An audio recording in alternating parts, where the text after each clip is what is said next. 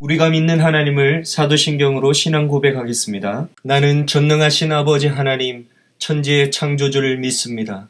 나는 그의 유일하신 아들, 우리 주 예수 그리스도를 믿습니다.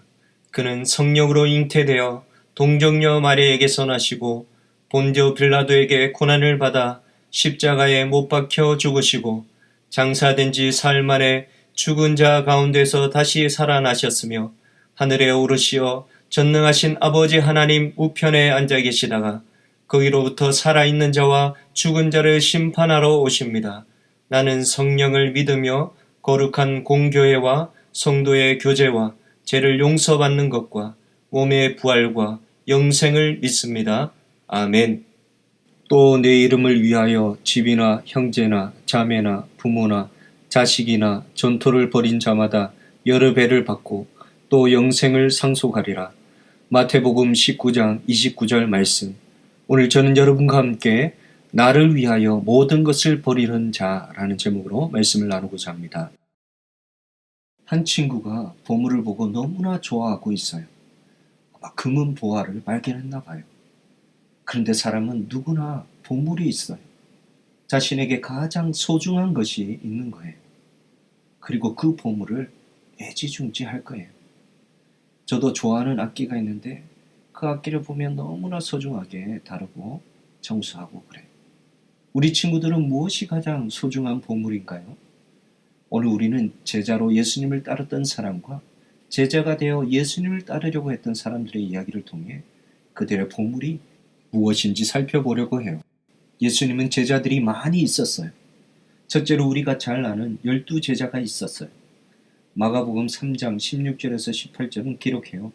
이 12를 세우셨으니 시몬에게는 베드로란 이름을 더하셨고 또 세베대의 아들 야고보와 야고보의 형제 요한이니 이 둘에게는 보아너게 곧 우리의 아들이란 이름을 더하셨으며 또 안드레와 빌립과 바돌로메와 마테와 도마와 알페오의 아들 야고보와 및 다데오와 가나나인 시몬이며 이들은 예수님이 사역 초기에 직접 선발하셨고 함께 다니며 예수님이 행하신 모든 것을 보고 들었어요. 둘째로 70명의 전도인이 있었어요. 누가복음 10장 1절은 기록하고 있어요.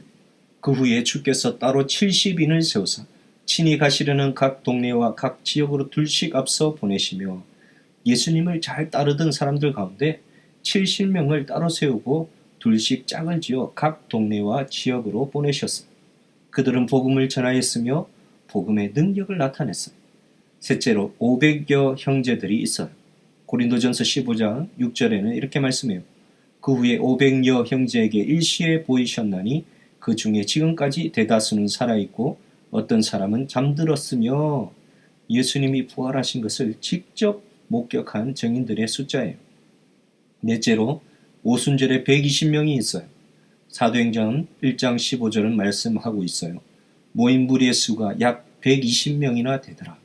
그때에 베드로가 그 형제들 가운데 일어서서 이르되 12제자 중 가룟 유다를 대신하여 새롭게 뽑힌 마띠아를 비롯한 제자들과 그 외의 사람들 120명이 함께 모여 기도하던 중 성령 강림의 역사가 나타났어요. 이렇게 예수님은 많은 제자들이 있었어요. 그런데 오늘 우리는 예수님의 제자가 되려고 하는 한 사람을 보게 돼요. 그것은 바로 부자 청년이었어요. 부자 청년이 얘기해요. 선생님, 내가 무슨 선한 일을 하여야 영생을 얻으리까? 그는 율법을 온전히 지킴으로써 영생을 얻게 된다고 생각했어요. 그러자 예수님이 말씀하셨어요. 내가 생명에 들어가려면 계명을 지키라. 그런데 예수님은 청년이 생각하는 생명에 대한 이해가 달랐어요. 청년이 생명을 죽지 않는 영원한 삶으로 보았다면 예수님은 하나님과 함께하는 삶이란 의미로 생명을 말씀하셨어요. 그런데 부자 청년은 자신만만한 표정으로 예수님께 물었어요. 이 모든 것을 내가 다 지켰사온데 아직도 무엇이 부족하니까? 그는 이 모든 계명을 어려서부터 지켜왔어요. 그러나 그는 여전히 부족함을 느껴 무엇이 모자라는지를 물었던 거예요. 그러자 예수님이 말씀하셨어요. 가서 내 소유를 팔아 가난한 자들에게 주라. 그리고 와서 나를 따르라. 예수님이 이렇게 말씀하신 이유는 천국은 자신의 모든 것을 다 팔았으라도 값진 진주를 손에 넣은 상인과도 같았기 때문이었어요. 그러자 부자 청년은 어떻게 했을까요? 근심하며 떠나가게 되었어요. 그러자 예수님은 이를 보고 있던 제자들에게 교훈했어요. 낙타가 바늘기로 들어가는 것이 부자가 하나님의 나라에 들어가는 것보다 쉬우니라. 낙타가 바늘기로 통과하는 것은 불가능해요. 그런데 이것이 부자가 천국에 들어가는 것보다 쉽다고 하세요. 이는 부자가 천국에 들어가기가 얼마나 어려운지를 알려주고 있는 거예요. 왜 부자 청년은 예수님을 따르지 못했을까요? 부자 청년은 예수님보다 재물을 더 사랑했기 때문이었어요. 부자 청년과 제자들을 비교해 볼까요? 비교가 되나요? 예수님은 제자들의 무엇을 보고 예수님의 제자로 선택했을까요? 그것은 바로 예수님을 사랑하는 마음이었어요. 예수님의 제자들은 예수님을 사랑했기 때문에 예수님을 위해서 많은 것을 포기했어요. 실제로 베드로와 그 형제 안드레, 야고보와 그의 형제 요한은 물고기를 잡다가 모든 것을 버려두고 예수님을 따랐어요. 세리마태도 예수님을 부르심에 모든 것을 두고 따랐어요. 이처럼 예수님의 제자들은 예수님을 사랑했기 때문에 그렇게 했던 거예요.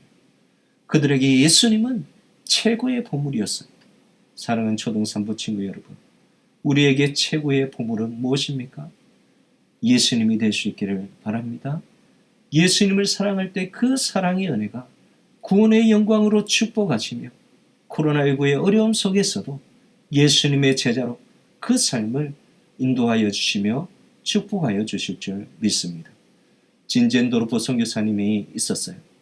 그는 오스트리아의 부유한 귀족 집안에서 태어나 할머니에게 어린 시절 좋은 신앙 가정 교육을 받으며 자랐어요. 어린 시절 그의 일기장에는 이런 기록이 있었어요.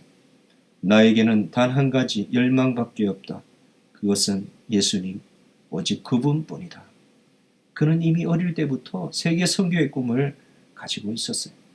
그가 9살 때 서인도에 가는 선교 보고를 읽고 예수 그리스도의 복음을 전 세계에 전파하는 것을 자기 생애의 목적으로 삼아야겠다고 생각했어요. 그러던 중 19살 졸업여행을 하는 도중에 디셀도르프 미술관에서 이 사람을 보라는 제목의 그림을 보게 되었는데 그 그림에는 십자가에 달리신 예수님이 그려져 있었어요. 그 그림의 아랫단에는 나는 너를 위하여 목숨을 버렸건만 너는 나를 위해 무엇을 하였느냐고 쓰여 있었어요. 진젠도르프는 그곳에서 예수님께 일생을 헌신하고자 하는 결심을 확정하게 되었어요. 청년이 된 진젠도르프는 엄동설 안에 아무것도 가지지 못한 채 들판에 쫓겨나서 추위와 굶주림으로 굶어 죽어가고 있던 모라비안 형제들을 위해 자신이 가지고 있는 모든 것을 바치며 헌신했어요. 그러자 진젠도르프의 영향을 받은 모라비아인들은 세계 도처로 흩어져 복음을 전하기 시작했어요. 그리고 그도 미국, 영국, 독일 등 세계 곳곳을 다니며 평생토록 복음을 전하였어요. 그가 그렇게 할 수 있었던 이유는 바로 예수님을 사랑했기 때문이었어요. 사랑하는 초등산부 친구 여러분, 복음을 전하는 일만큼 하나님이 기뻐하실 일이 어디 있을까요? 하나님은 그 삶을 축복하시며 기뻐하실 줄 믿어요. 그렇기 때문에 예수님을 사랑하며 복음을 위하여 모든 삶을 드릴 때 예수님의 제자가 되어 주님의 기쁨과 영광이 되는 초등산부 모든 친구들이 될 수 있기를 예수님의 이름으로 축복합니다. 사랑의 하나님, 예수님을 사랑했던 예수님의 제자들을 기억합니다. 예수님을 사랑하는 예수님의 제자가 되게 해주세요. 예수님의 이름으로 기도드립니다. 아멘. 우리 친구들, 예수님이 가르쳐 주신 기도로 예배를 마치겠습니다. 하늘에 계신 우리 아버지여, 이름이 거룩히 여김을 받으시오며 나라가 임하시오며 뜻이 하늘에서 이루어진 것 같이 땅에서도 이루어지이다. 오늘 우리에게 일용할 양식을 주시옵고 우리가 우리에게 죄 지은 자를 사하여 준 것 같이 우리 죄를 사하여 주시옵고 우리를 시험에 들게 하지 마시옵고 다만 악에서 구하시옵소서. 나라와 근세와 영광이 아버지께 영원히 있사옵나이다. 아멘.